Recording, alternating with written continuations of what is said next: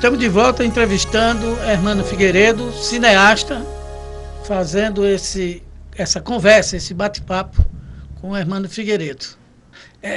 Hermano, você esteve na TV Cultura, eu acho que há quanto tempo? Acho que uns 6, 7 anos, eu acho. O programa do Abu Janra, né? O Provocações. Exatamente. Vamos ver um trechinho aí.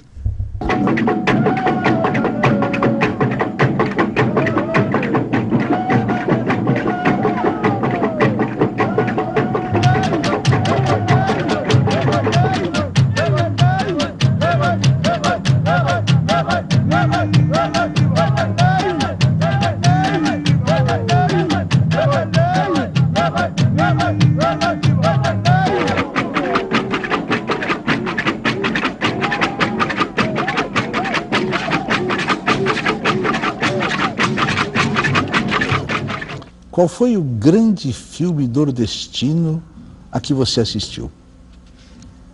Boa pergunta. Ainda para mim o grande marco do cinema nordestino ainda é o Glauber Rocha, porque eu não vou te dizer assim, não, Glauber Rocha, para mim Glauber Rocha, sabe, Terra em Transe para mim é para mim uma coisa fundante, é uma coisa para mim seminal. É fulminante, então, E é uma coisa, para mim, assim, quando se diz assim, qual é o maior? Eu nem gosto de ficar comparando essas coisas, mas quando se diz maior, porque era um sujeito de uma percepção anormal, das alegorias de uma força extraordinária, engraçado que um dia desse teve uma francesa. Veja só, eu tive a satisfação de assistir, inclusive, essa entrevista, mas eu vou dar continuidade a uma pergunta que foi lá que não está colocada aqui. Que filme você não faria? Eu acho que eu respondi ali que eu não faria nenhum filme que fosse contra as minhas convicções. Por mais dinheiro que me oferecesse, eu não ia fazer um filme que fosse contra as minhas convicções humanas, democráticas, ou seja, a forma como eu vejo o cinema, a minha ética pessoal, a minha ética, jamais faria alguma coisa. Acho que você, quando faz um cinema, qualquer filme que você faça, qualquer objeto que seja do seu filme, qualquer tema, ali o filme revela muito quem está atrás da câmera. De um lado ele está mostrando coisas que estão para lá da câmera, mas ele mostra um pouco quem é que está atrás. Então o seu olhar sobre determinada coisa revela muito de você. Então nos meus filmes está ali a minha visão de mundo, está ali a minha visão de humanidade, né? Então tudo aquilo está ali nos filmes que eu faço. Mano, produzir um filme, além das dificuldades, é caro? Olha, tem uma coisa que é você comparar hoje, houve um avanço tecnológico que torna possível hoje produzir alguma coisa com a qualidade mínima a um preço, a um custo que não seja muito alto. Antigamente não. Antigamente você, para produzir qualquer coisa audiovisual, custava muito caro. Com a evolução da tecnologia, hoje um jovem iniciante, recém-saído da universidade, às vezes com um grupo de amigos, numa ação entre amigos, consegue produzir um bom curta-metragem, pode fazer isso. Eu acho que mais importante do que os custos, que você consegue, hoje tem editais, já temos editais até em Alagoas, que foi um dos últimos estados do Nordeste a ter editais. Nós temos editais públicos, tem editais nacionais. Só uma pergunta, por que fomos os últimos estados a aplicar? Aí é que está. No projeto Acenda uma Vela, que é o projeto onde eu exibo o filme Nas Velas de Jangada, que muita gente aqui já conhece, e é exatamente onde nós chegamos a fazer um protesto. Alagoas, terra sem lei, porque era a única capital do Nordeste, o único estado do Nordeste, a única capital, Maceió, que não tinha uma lei de incentivo à cultura.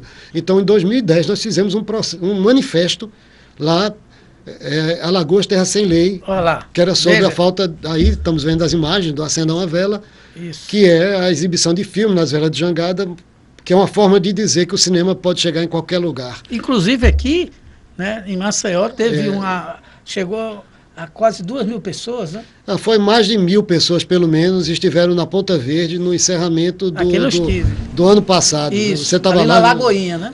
Em frente ao Alagoinhas. mais de 1.000 pessoas para ver filmes, exclusivamente filmes alagoanos. Ao todo, nesse seu projeto, quantas pessoas você calcula? Olha, eu nem tenho um cálculo, sabe? Eu nem tenho um cálculo preciso de quantas pessoas nós atingimos. Mas o que é interessante é que tanto nós exibimos aqui na cidade, como vocês viram, como você teve presente lá, como exibimos em comunidades distantes, comunidades de pescadores. Então, é um público que o importante era a forma de chegar lá. Aí é Riacho Doce, né? Aí que acho que aí é Riacho Doce. Exatamente.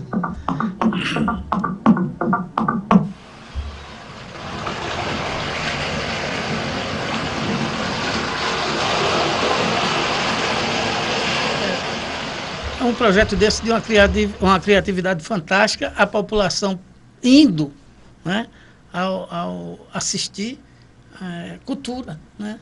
E é uma coisa fantástica. Eu achei essa ideia essa tua ideia, mano, uma coisa maravilhosa. E quais são os seus próximos passos? Olha, eu vou seguir exibindo filmes, acendendo as velas por aí, né? Vou seguir. Nós temos agora o nosso projeto Cine Jangada lá em Pernambuco, além da Acenda uma Vela aqui, né? Temos o Cine Jangada em Pernambuco. Esse ano nós não conseguimos, infelizmente, patrocínio nem local, nem de fora ou qualquer edital que tenha sido contemplado para que tivesse o Acenda uma Vela esse ano.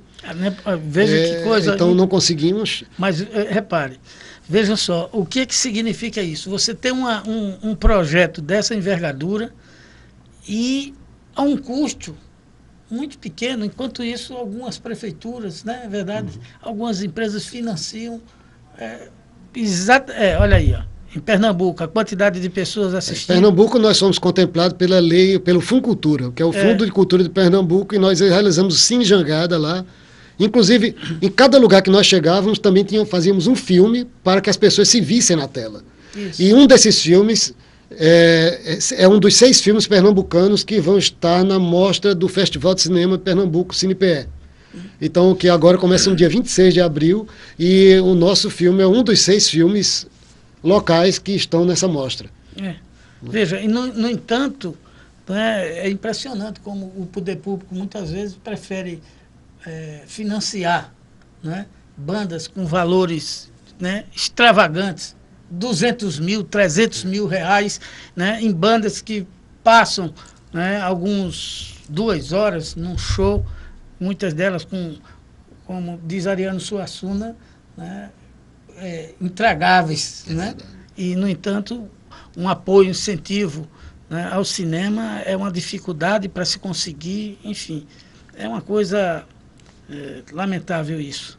Mas, Hermano, você está aí no desafio também de futuro. O que é que seria seus projetos de futuro, sua contribuição nessa área de cinema para 2014, 2015? O que é que vem por aí, Marcos? Olha, eu agora estou empenhado também agora em lançar o meu novo filme, né? Que é um filme que foi feito com muito carinho. Foi um filme sobre a cultura popular de Alagoas, que é Pífanos e Pifeiros. É um filme que mostra os mestres das bandas de pífano, esses homens. Quem são esses homens que, muitas vezes, devotos ou boêmios, que são apaixonados pela arte que aprenderam, apaixonados pela arte do pífano, né? Então, de tocar o pífano. E muitos deles já com idade avançada, e têm se renovado pouco, e tomara que nunca desapareça essa manifestação tão bonita que são as bandas de pífano. E nós fizemos esse filme, que é Pífanos e Pifeiros, que vai ser lançado no próximo dia 24 de abril, no Sesc Poço, no auditório do Sesc Poço, né? Então, isso é o meu próximo passo, e vou seguir trabalhando. Eu sigo prestando consultorias, trabalhando na política nacional do cinema, trabalhando na construção e formulação de políticas públicas. Como você sabe, a minha atuação não é só aqui, não se restringe aqui a Alagoas, nem só a Alagoas e Pernambuco, mas eu tenho uma atuação na política do audiovisual de uma forma, em âmbito nacional. E nós vamos seguir, continuando tanto no plano local como no plano nacional, trabalhar para que o nosso audiovisual cresça, o nosso audiovisual, que nós tenhamos condições de nos expressar com mais condições, com melhores condições de produção aqui em Alagoas, sobretudo. Então, eu tenho uma profunda alegria de ver uma nova geração produzindo com qualidade, com instigação aqui em Alagoas, e é isso que deve ser fortalecido, não só em Alagoas, como em todo o país. Acabar com a desigualdade, acabar com aquele tempo onde existia somente o eixo Rio-São Paulo, quem podia fazer cinema. Hoje aqui, no Brasil inteiro, hoje se pode se expressar pelo audiovisual. Então, vamos cuidar de criar condições para que o audiovisual possa crescer no Brasil todo, né? Pois bem, eu quero, nesse fechamento desse bate-papo aqui com o Hermano, conseguir um compromisso dele. Nós temos duas coisas que precisam ser contadas, inclusive seus bastidores. A época Muniz Falcão e a época 17 de julho, onde aconteceu o processo do impeachment, todo aquele processo aqui em Alagoas, de Divaldo Suruagi à saída. E aqui eu faço esse desafio para Hermano de tentar viabilizar um documentário que traga um pouco a história, até para que esses dois momentos importantes da história alagoana, para que a gente consiga fazer com a juventude, né, a juventude que hoje, inclusive, nós estamos passando um momento muito importante, que é o resgate do que foi esse período da ditadura no Brasil, né, nesses 50 anos, e eu acho que um documentário também relatando o que foi aquela época, né, e fica exatamente para a juventude, a posteridade, enfim, que vai servir como documentário para a educação, enfim. É exatamente esse o desafio que faço para você. Eu acho, Mário, que a função do realizador de cinema, do cineasta, é justamente essa também. Eu acho que o cinema precisa reler a nossa história, reler a nossa história, discutir a nossa contemporaneidade e imaginar futuros, porque isso é uma coisa plural, né? E fico me instigado, como você já que você está dizendo isso, certamente você vai me fornecer subsídios para isso.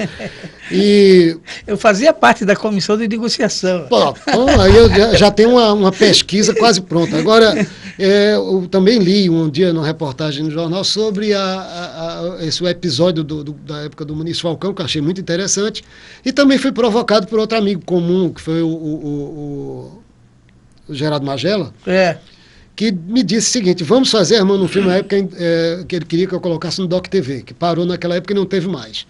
Mas ele me provocou de fazer um filme sobre o último comício da reforma de base, no dia 29 de março, que seria aqui, e que houve um episódio muito interessante. Que a Raiz vinha para cá. A Raiz vinha e que foi alertado que havia que tinha um mandado descarrilar para o trem sofrer um acidente. Isso. Ia ter uma sabotagem aí, né? E tinha também, estava prevista, né, vinha até Jango, vinha Brizola. E, de repente, como já era uma época onde já estava-se na iminência do golpe, acabou que não houve a vinda nem a do Miguel Arraes, nem a do governador de Sergipe, né? E o que aconteceu foi que... Mas aconteceu o clima altamente acirrado, onde, de um lado, onde haveria o comício, estava...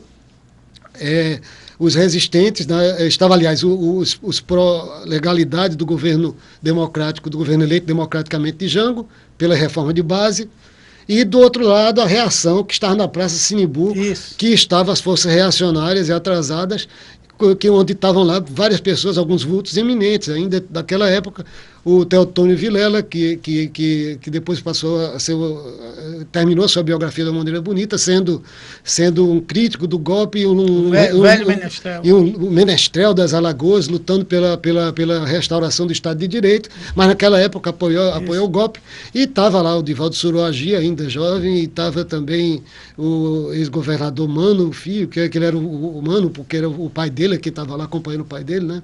Exatamente. Então tinha muitas, então era uma coisa altamente interessante, e a pesquisa do Magela é interessante, Então tem muitas coisas que podem virar. Eu acho importantíssimo essa coisa da gente discutir, rediscutir a nossa história, né? Então eu acho que é um convite interessante, é uma coisa que a gente vai pensando, né? E acho que é altamente importante para as novas gerações esse olhar. Pois está aí, encerrando esse bate-papo, essa conversa do programa Fora de Pauta. Agradecemos aqui a TV Maceió, o Paulo Cajueiro, né? Nosso amigo, esse democrata, essa pessoa fantástica que está cedendo esse espaço aqui para a gente conversar com todos aqueles setores, jornalistas, aqueles que fazem cultura, educação e comunicação no estado de Alagoas. Eu deixo aqui um forte abraço e até a próxima semana.